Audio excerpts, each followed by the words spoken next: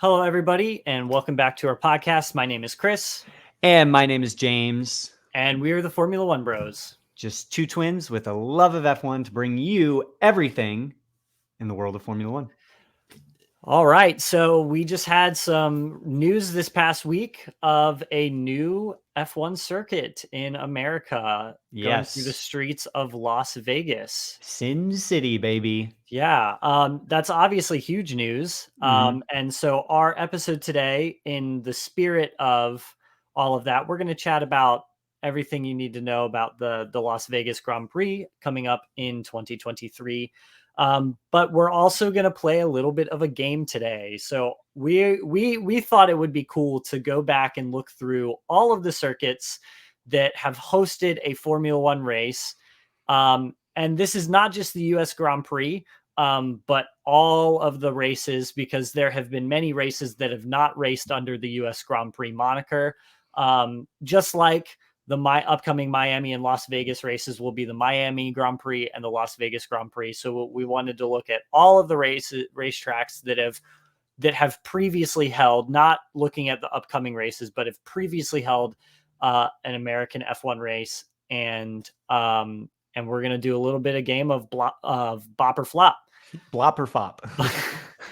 Yeah, flop, bop or flop. There it is. It's been a long weekend. So before we get into that, so let's just chat a little bit about the Las Vegas race. It's coming in the Saturday after Thanksgiving in America. So it's the last Saturday of Thanksgiving or of November. And it's going to be a night race on a Saturday, which I know a lot of people are finding weird, but in America, especially the European crowd is like, why are we racing in Formula One on Saturday? But in America, if there is ever in our racing culture, night races for the top series happen on Saturdays. So it's to accommodate the work week, right? And especially with our series like NASCAR and IndyCar, we have consecutive races back to back. So if there is a night race, we can't really race on a Sunday. We have to race on a Saturday. So that's one part of it. And the second part of it is because the Sunday after Thanksgiving is a huge weekend for the NFL, second only to like the Super Bowl. Yeah. It's a huge weekend for NFL. So to not conflict with all of that, and F1 probably wouldn't even get a time slot on a Sunday on ESPN in America. So that it was likely to accommodate TV mostly. But it's going to take place 10 p.m. on Saturday after Thanksgiving. Yeah. So just initial reactions when it was announced. I'm going to be honest. I'm going to be very honest. I am very indifferent about it because, and we'll talk about this here in our episode, but the last time a race was held in Las Vegas, it did not go well. And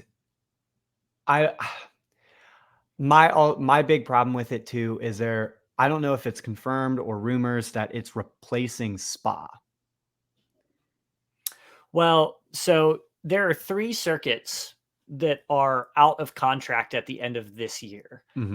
That's Spa, Paul Ricard, and Mexico. Yeah. So of those 3, nobody has given any indication as for Mexico that it's going to end. And especially if you have a Mexican driver in one of the top teams, all parties are interested in maintaining a Mexican Grand Prix. Yeah. Paul Ricard and Spa are a little bit more contentious because, well, Paul Ricard has not had great races, and especially in 2018, just logistically, it's a nightmare to get to the circuit. And same thing with Spa. And Spa, like it poses it because it's in the middle of the Ardennes forest. It poses a huge logistical challenge. So both and Spa is such a part of the fabric of Formula One. Paul Ricard is not. So I was kind of shocked when the rumors started swirling that Spa was going to be the one Yeah. axed. And the reason why we're talking about this is because according to the Concord agreements that were signed in 2020 to maintain throughout the pandemic, and it's a 10-year agreement until 2030, that the championship can only be 24 races. Yeah. And we're adding one in Las Vegas, which will make it 24. And there is rumored to be a second race in China once China already comes back onto the calendar. Yeah. So we already have a long-term contract from Saudi Arabia. We already have a long-term contract from the LaSalle circuit in Qatar, or at least with the Qatar government, potentially not LaSalle circuit. But there are a lot of additions to the calendar, and with those 3 circuits being the only ones that are out of contract, it's unfortunate. Yeah. I don't know. And I think it's cool. It's great because Formula One over the past couple of years has exploded in America. It has exploded. Like now, I mean, before pretty much the only racing that anyone really cared about in America was IndyCar and NASCAR. Those are pretty much the only two. Now with them adding, and now with the addition of, you have, Drive to Survive has blown up in America. Formula One has now, I think, kind of established itself as one of the top racing cultures in America, one like top racing series in America. So like, it's cool, but in my opinion, it's just like, I don't want to see 3 races in one season in America. It's nice having like one, and then with the addition of Miami, I was like, okay, Miami, that's cool. But like, I don't know, with the addition of Las Vegas, I'm like, this is not exactly what, in my opinion, what Formula One needs. Like, bring back some of the more classic Formula One tracks, like We need to go Sepang, back we need to go back to Africa and or race at Kyle Army. Yeah, Kyle Army, Sepang, Istanbul Park, the Nürburgring or Hockenheimring. Like, the fact that we're not racing in Germany at all still blows my mind. And it's like, why create a third Formula One race in America when you could go back to, racing in Africa, or go racing in Germany, or back to, Malaysia and Sepang. And it's like, to me, it just, the announcement was a little gimmicky. Yeah, I have 2 different viewpoints on this race, and it seems like it's 2 sides, like 2 opposing sides. But I hold these opinions for very, very different reasons. And they're not really a whole lot related. So with the race itself, I totally agree with you. There's some classic F1 tracks that we need to go to. For F1 to call itself a global sport, we need to go back to Africa. That is just a necessity that needs to happen. And the reason why it is happening in Las Vegas is purely because of money. The city of Las Vegas, the state of Nevada, are shelling out a ton of money. It's a huge, I mean, and same thing with Miami. It's a huge, like, tourist attraction location. It's not just a city. It's a big, like, tourist hub. So they know they're going to make a lot of money from it. So I would rather see a race at, in South Africa or in Malaysia. And especially, I don't want it at the expense of Spa. I think you can take Paul Ricard. Yeah. I don't think anyone will miss To be Paul completely Ricard too honest, much. you can take Monaco. Yeah. Spa, I just think that is going to be a real shame if we lose Spa. My other thing is, on the whole, I think there is a very Eurocentric argument about having 3 races in America. Yeah. As to why we need it. but it's not, I don't think it's always an argument in good faith, because it's arguing for more European races. And a lot of European fans are saying, oh, Formula One is just a European sport, which is not true. It's a global sport. I mean, tell that to the Middle East, tell that to Asia, tell that to all of the Americas, Canada, Mexico, Brazil, all of those countries outside of the United States that have races. Tell that to them. It's not just a European sport. So one, it's not a European sport. It never was. It's a global sport. Sorry. Yeah, I get the argument. It's at the expense for other tracks, but when your argument is to only uphold the European standard of racing, it seems a little disingenuous to me. And the other thing is, I don't think people really understand how big America is. So it is an hour and a half drive from the Nürburgring to Spa-Francorchamps. Hour and a half. That is the amount of time. That is less time than it will take me to drive to the airport to take a 6-hour flight to Texas for the US F1 race. If you wanted to drive from Miami to Las Vegas, it'll take more than 24 hours to drive. And that's just time in a car. That's not accounting for like pit stops, hotels, all that kind of stuff. It would be a multi-day trip. It's not like you can drive from France to Germany for like a day trip. That would be like me driving from where I live down to the Outer Banks of North Carolina. Yep. Or like me going home, like it's very different. Like an hour and a half drive for someone to go across a country in Europe is like maybe as much as it takes to get to the North Carolina border from where I am. So it just, or the amount of time it takes me to get from here to Washington, DC. And also like Texas too. You can go from like central Texas to West Texas, and it's like 8-hour drive and you're still only in Texas. Yep. So just the sheer size of everything, that's another thing that people just, I don't think are quite understanding. So, and if somebody wants to complain that why are there 3 US races when there are, it's a European sport. I'm going to look up right now the F1 22 calendar, and I'm going to count how many European Grand Prix we have. Yeah. I also just thought of another track that they could add. The New Delhi race in India. Yep. All right. That was such a good track. We have Imola, Spain, Monaco, Azerbaijan, Great Britain, Austria, France, Hungary, Belgium, Netherlands, Italy again. That's 16.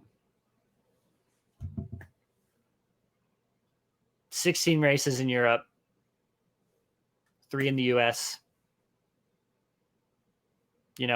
It's just kind of like it just seems like a disingenuous argument.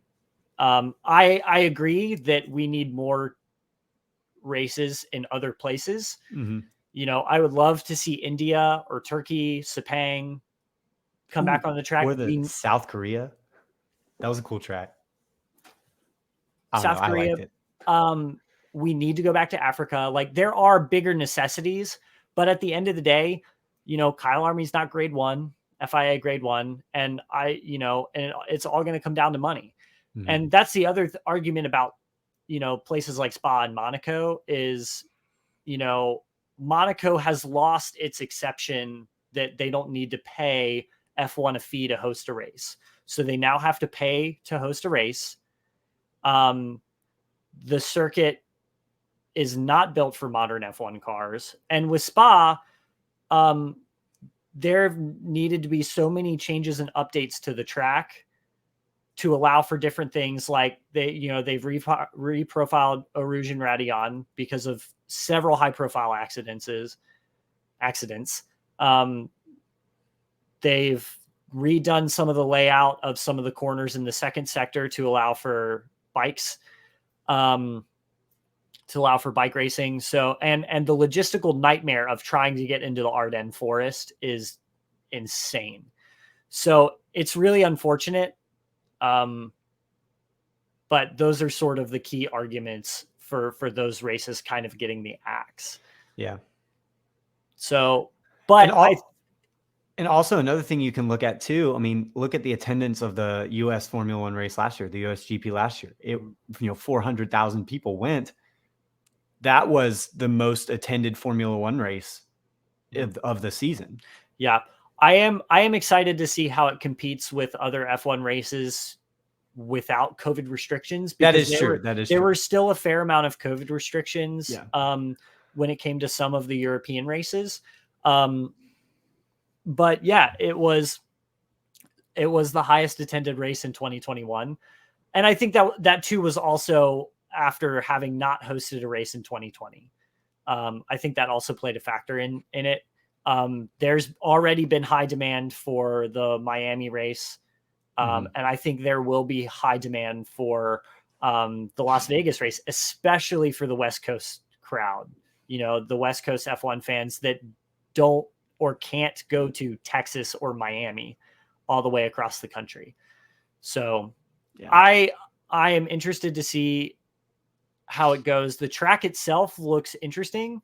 The straight that they're racing down the strip is 2 kilometers, which is almost double the length of the Mexican Grand Prix front straight. So it's going to be absolutely insane. I think it's going to be really cool to be racing in the backdrop of the Las Vegas Strip. I think that is going to be a great spectacle and great entertainment for Formula One. I do worry that that Formula One is chasing entertainment value over, the actual racing, which is what we're here for. We're all here to see cars go around a track. We're not here to see, the biggest stars in the world show up to an event in Las Vegas. Yeah. And I think that's part of my criticism is it just seems like they're chasing television views. Yeah. I agree. But unfortunately, that's not the model that Formula One is going for right now. And that is up for a debate for another time.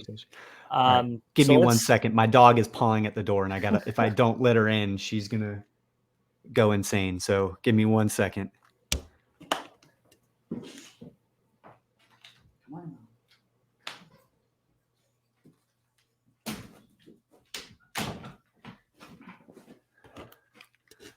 All right. Got my dog with me now.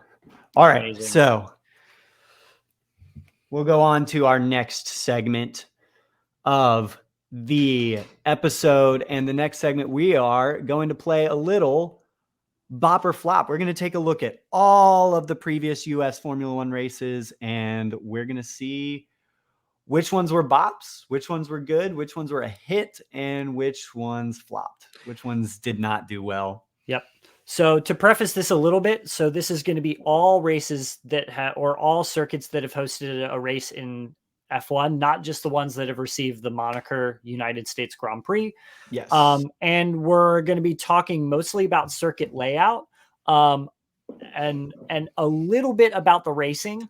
I think when we discuss the racing at the track, I think it's going to be a little bit per case, because there are some great circuits or great locations that had horrible races.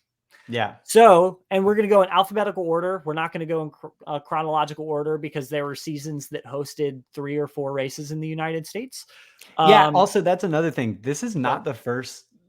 Las Vegas adding that 3rd Formula One race in America is not the first time that we've had 3 races in America.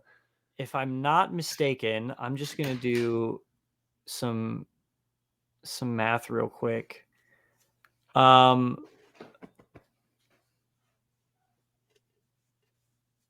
Yeah, there was at one point, I think it was 82 or 83 had 3 F1 races. So this is not the first time that we're going to have 3 races in the United States. So to kick us off, alphabetical order, everybody's favorite meme, the Caesars Palace. Speaking of Las Vegas. Speaking of Las Vegas, so this is the Caesars Palace Grand Prix, and it was held for 2 years in 1981 and 1982, and it was literally in the parking lot of Caesars Palace, the famous hotel. So I'll let you start. Flop or flop?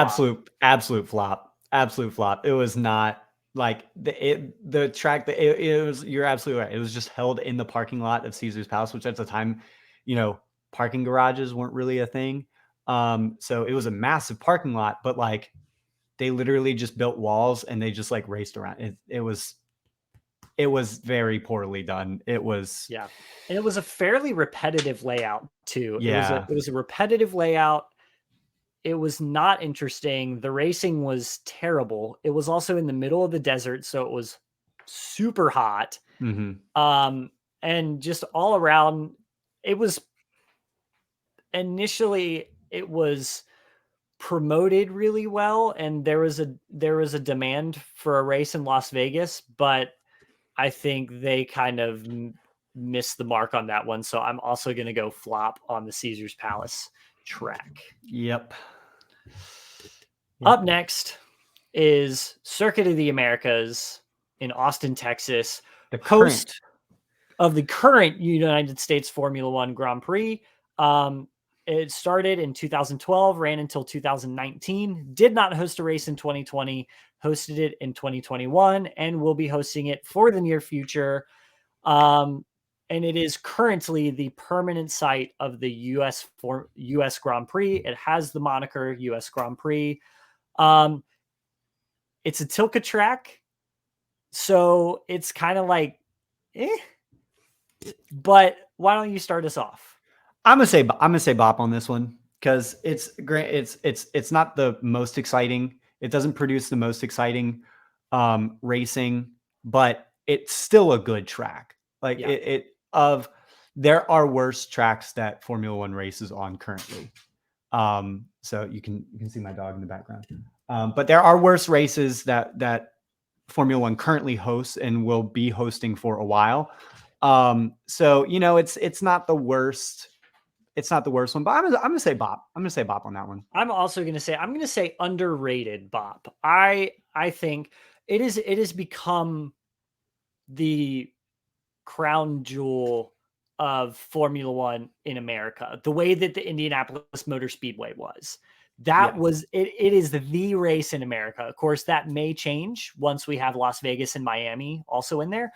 And I am looking forward to, hopefully, I mean, we've had 2 Grand Prix so far. The racing has not been all-time classics, but has improved immensely. Cars can follow each other. It's a track where traditionally it was harder to follow. So I think it'll produce much better racing now that we have cars that it's easier to follow. So I think it's only going to get better. It is a classic F1 track. It is becoming a classic F1 track, at least in America. So definitely an underrated Bop for me. Yeah. Up next is the Dallas Fair Park in Dallas, Texas, host of the Dallas Grand Prix, and only held 1 race in 1984. And this was the famous race where the images of Nigel Mansell pushing his Lotus across the line and fainting after finishing the race happened. And it is in the fairgrounds of Dallas, Texas. So take it away. Yep. Absolute flop. There's a reason it was only hosted 1 time. Yep. And there's a reason. It's not like, so it was hosted in a park. So it's not like a circuit Gilles Villeneuve or the Albert Park circuit that are like all-time classic F1 tracks. It was not an all-time classic. It was also probably one of the hottest Formula One races on record. It was incredibly hot in the middle of the summer in Dallas, Texas. Yeah. All in all, bad idea. So I'm also going to say flop on that one. Yeah. And from what I understand, there's not much footage to go around of that race. The only thing that comes up is that famous video of Nigel Mansell pushing his Lotus across the line. But from what I understand, it was not the best race. And looking at the circuit, you can kind of tell that the racing wasn't spectacular. Yeah, I think that was the one where also like the pavement was so hot, like the pavement was melting, tires were literally melting. Yep. It was just all in all just not good. Yep. So up next is the Detroit Street Circuit, host of the Detroit Grand Prix through the streets of Detroit, Michigan from 1982 to 1988. The race took place in Belle Isle, which is where the current IndyCar doubleheader takes place for the Belle Isle Grand Prix weekend. But it's in the same area, but it does not use the same layout. It was a different layout than the IndyCar race IndyCar series currently uses. This too also had a heat problem. There was a couple years where a heat wave was coming through Detroit, and it also had some problems. The Detroit, looking at the circuit purely alone, it looked great. So if you want to take it away, I'm going to say bop on this one. The circuit layout itself was pretty cool, and it did produce some pretty good racing. But so I'll say tentatively, I'll say bop on that one.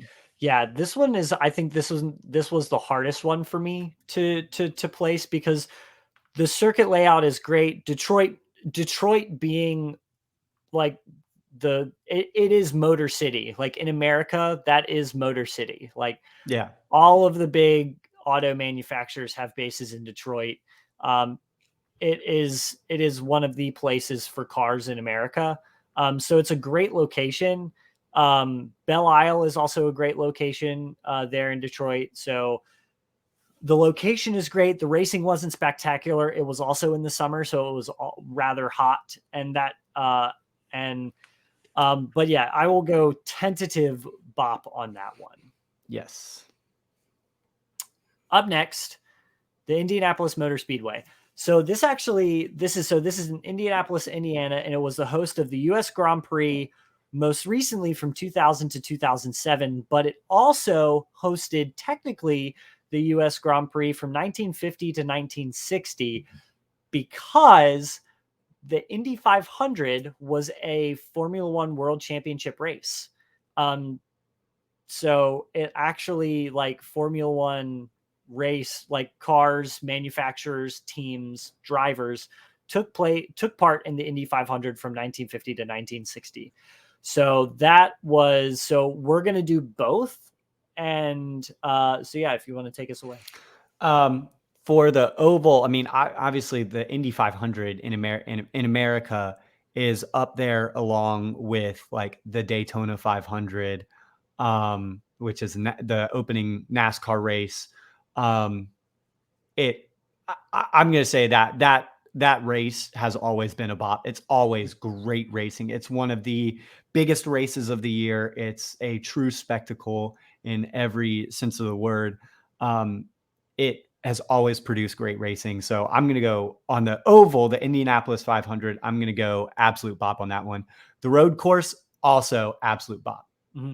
Other than that one year, it was I think it was 2006, 2005 when they had the tire. They did the diamond cutting on the surface, and one of the tire companies, I can't remember if it was Michelin. It was Michelin.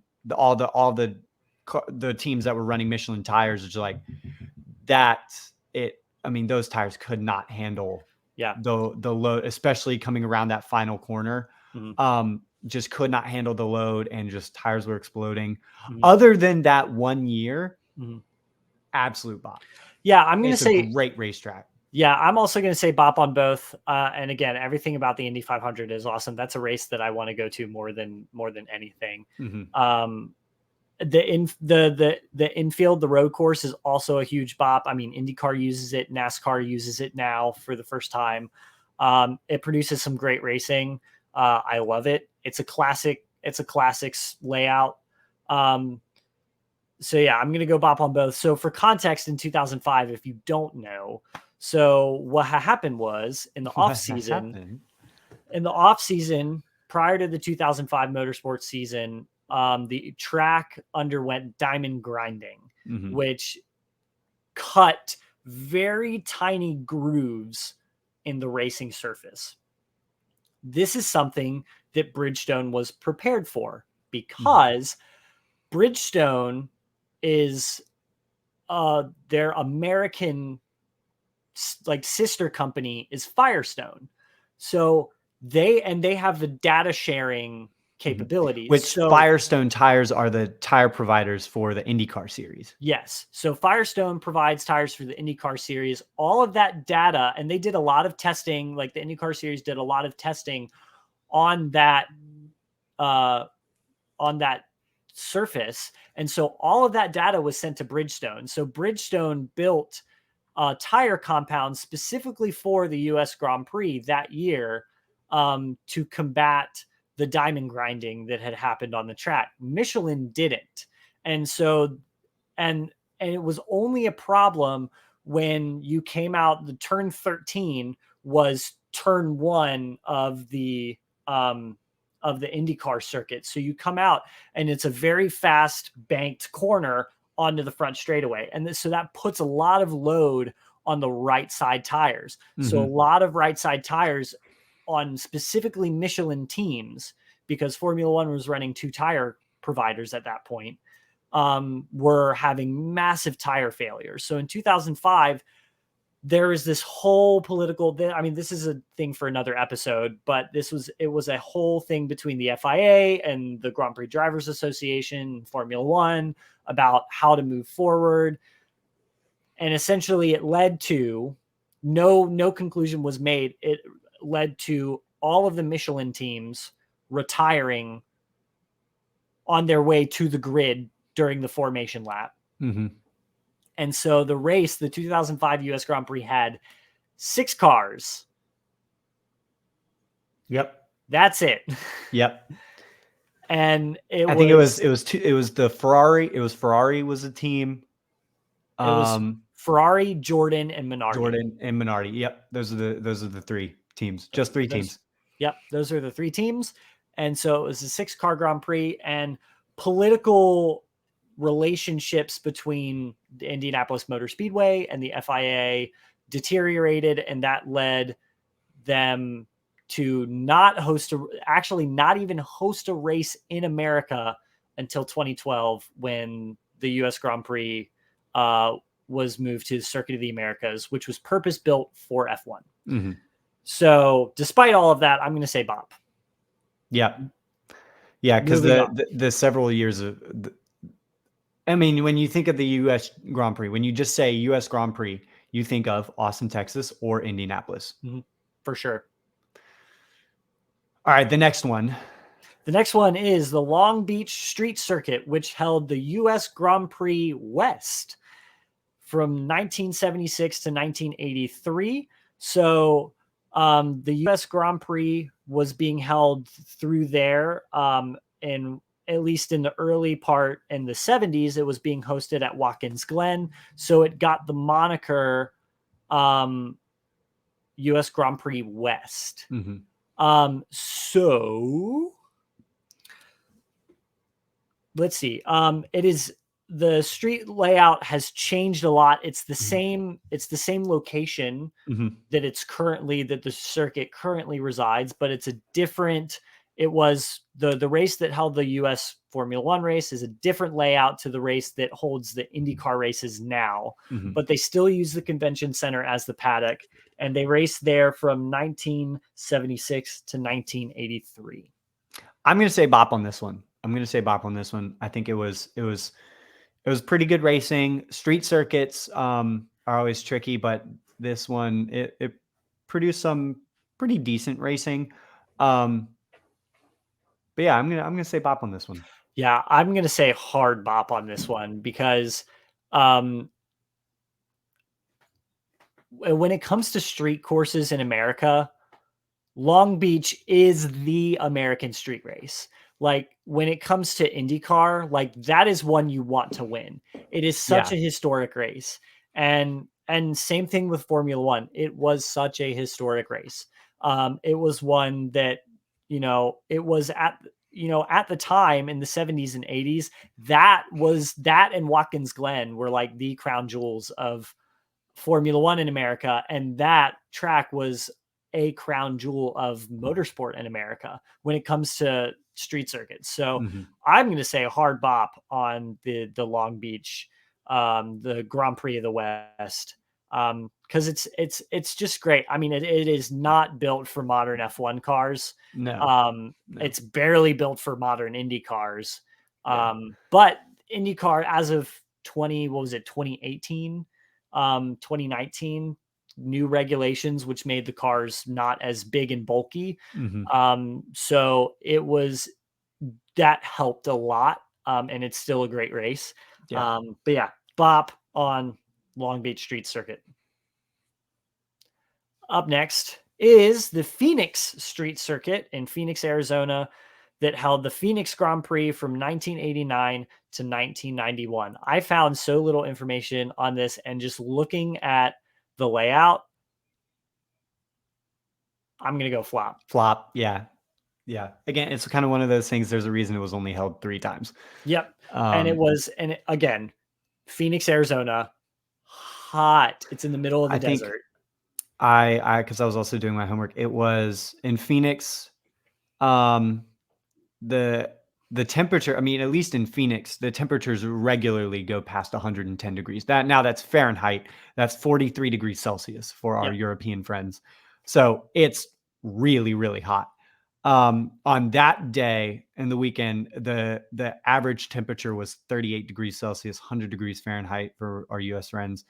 Um, it was a small track, very, very little capacity. It only held 40,000 people.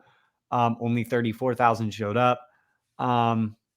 It just was not a very good layout. Yeah. I'm gonna go from a circuit and a event perspective too, like Mhm. definite flops. Yep. Yep. All right, moving on. The Riverside International Raceway, which held the United States Grand Prix for 1 year in 1960 in Moreno Valley, California. The track was originally constructed as a test circuit for road cars, and eventually picked up the Formula One race, and eventually held it was then the Winston Cup series, which is now the Monster Energy Cup Series, the NASCAR Cup Series, and it was permanently closed in 1989. Yeah, I'm gonna go flop on this one too. Yep, I'm gonna go flop. It held Again, a race 1 year. there's Circuit a reason. layout is nothing special. Nothing about it screams all-time classic. Yeah. Yeah, and it was used as a testing facility. Mhm. And so there were like a lot of twists. It was very obvious that it was a testing facility, not a track made for great racing. Mhm.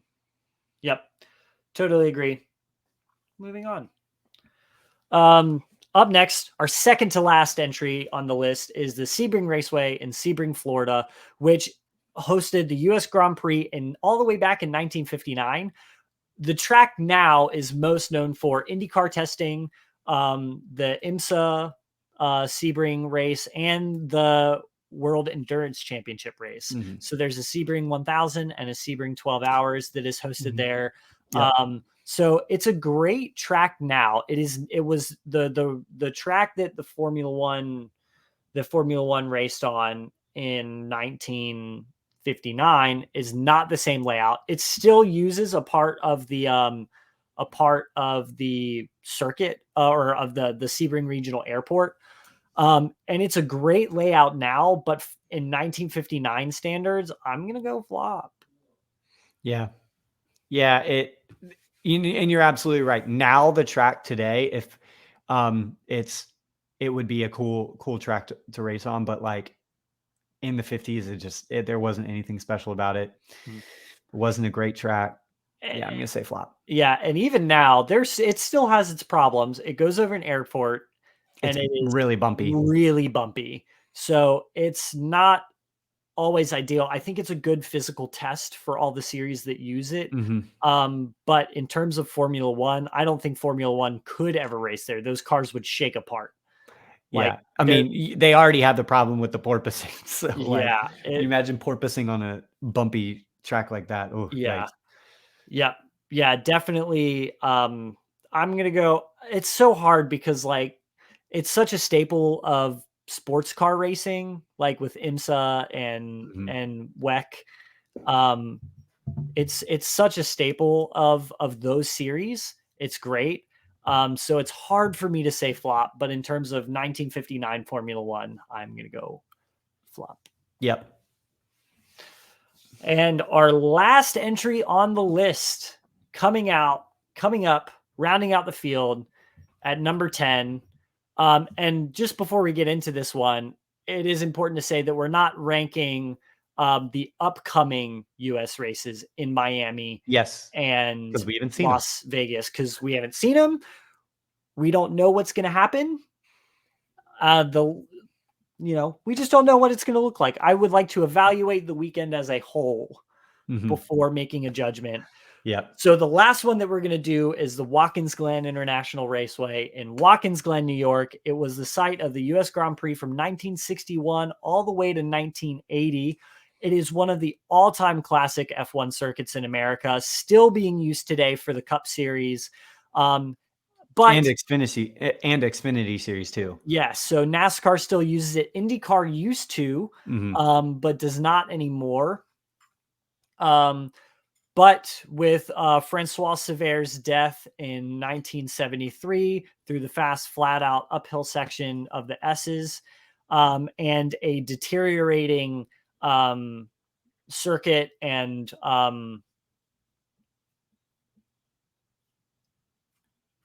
area, Layout. yes, and facilities, Facilities. Yeah. deteriorating circuit and facilities. It was the U.S. Grand Prix was the 1980 race was eventually canceled, and the U.S. Grand Prix moved from there. Mhm. So, despite all of that, though, I gotta go Bop. Yeah. It was a great track. Produced some really good racing in Formula One. And then outside of Formula One, yeah, IndyCar used it for a while. NASCAR still uses it today. And that produces some really great racing for the Cup Series and Yeah, Xfinity Series. It's just, yeah, I'm gonna go Bop on that one. yeah. It was a good one. I It will was a good say, layout. obviously, I never watched any of the races in Watkins Glen for Formula One because we were not born yet. Yes. But Watkins Glen, when I remember back in the early 2000s when IndyCar was still going there, Mhm. that was always one of my favorite races to watch. Yeah. It's a great layout. It's beautiful in upstate New York at that time of year, which they usually go in the middle of the summer. It's beautiful up there that Oh, time of year. it's gorgeous. Um, it's hard to maintain it because the winters in upstate New York are so harsh. Yeah. But yeah, I mean, it produced some great racing. Um, and it is when you think of road courses in America, this is one of the first things that you think of is Watkins Glen. And I Mhm. know even like I've seen every time Formula One thinks about adding a new circuit in America, like especially when it came to like adding Miami and Las Vegas and they're building new tracks, there's so many people that are saying, why don't we go back to Watkins Glen? And Yeah, I just see make I the see necessary one or updates. every every time. It's obviously not FIA grade 1, Mhm. so they would need to do a lot of updates to that track. So that gets looped in with like Road America or Laguna Seca every single time F1 builds a new track in America, and I see it on Twitter at least once every couple of months. Somebody being like, "Hello, Watkins Glen is here," like Yeah. you know. So yeah, I definitely a bop on that one. Yep, absolutely. And for the amount of money it is costing to build, And the Miami racetrack is now going to be a permanent racetrack. It's not like they're racing through the parking lot of Hard Rock Stadium. It's a permanent racetrack they're building. And so the amount of money that it's costing to build that, I don't think it would cost as much to make Watkins Glen FIA grade 1 and make the necessary updates. I don't think it would cost as much money.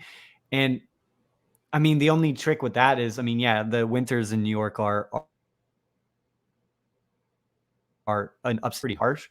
The tarmac takes a beating and you'd have to like pave it a bunch, but like it's a good racetrack and it already exists. Why build all these crazy other tracks when you've got great ones here that already exist? I mean, shoot, you could also just go back to Indy too.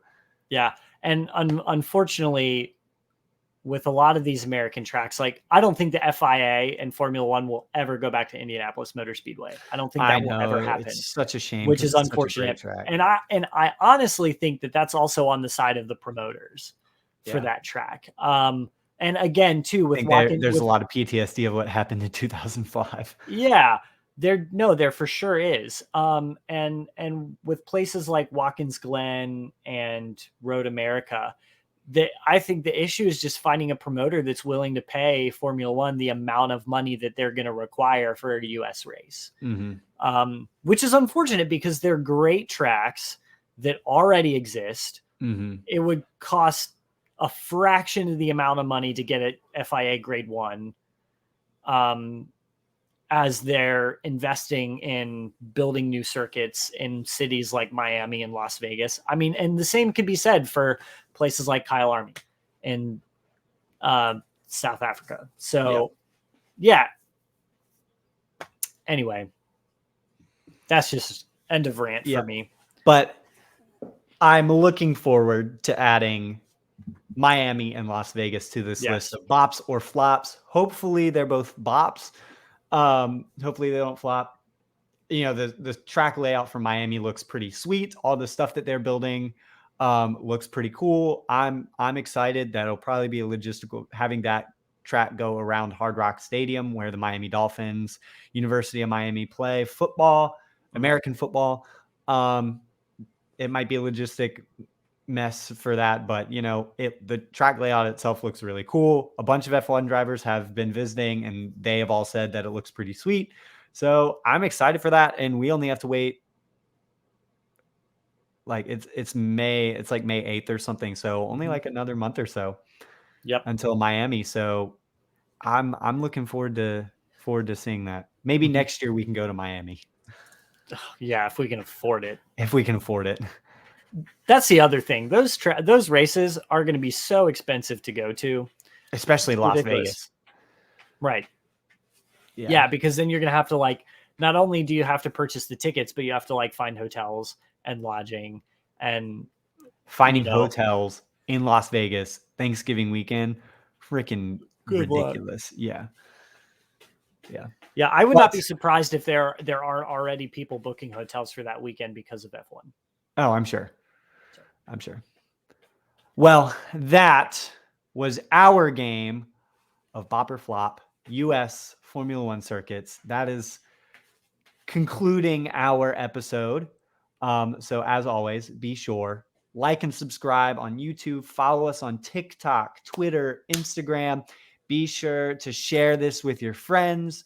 Leave a like, leave a comment, all that good stuff. And and we are looking forward to, we'll have another episode coming out later in the week, and then it'll be right back to it with the Australian Grand Prix. Finally back to Australia. Finally. Gosh. Oh my gosh. Oh yeah. But everyone enjoy the rest of your day. We are watching, as of now, we're recording this on Sunday, April 3rd. And where I live, the Cup Series, NASCAR is racing in Richmond, Virginia. So it's going to be a fun afternoon of watching some NASCAR. Yep. And it's time for me, later this evening, to watch South Carolina women's basketball team go to the national championship.